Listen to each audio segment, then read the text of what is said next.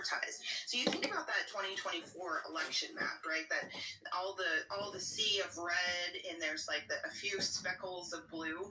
Like consider all of that blue space. That's where all the money's been prioritized. And whether they consider these rural communities through the rural part or not, it doesn't matter. The concept is to create these tiny little cities because it's cheaper. It's cheaper to maintain, right? We have tons and tons and miles of infrastructure and road and water and pipelines. Miles of infrastructure. We have tasked our federal government to steward and take care of as part of our to conduct a service on our behalf.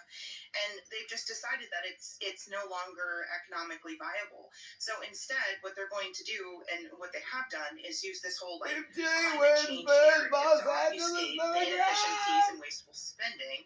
There's this concept of relocating people into these climate resilient cities.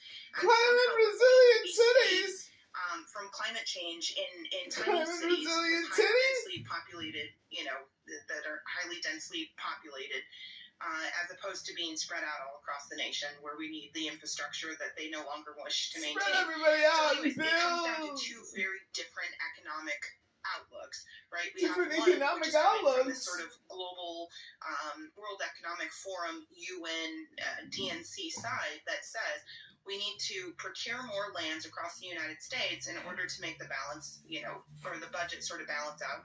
And then we have this other drastically differing concept, which is the Trump administration. The concept is to sell off that federal land to private individuals, us, to open up those lands that we can make our own money, as opposed to this sort of neo-feudalistic concept. We can make money from the open lands when we get the land, and make our own wealth, and then of course maybe add. We will make our own wealth from the lands that our government gives us. Areas of the United States for natural resources.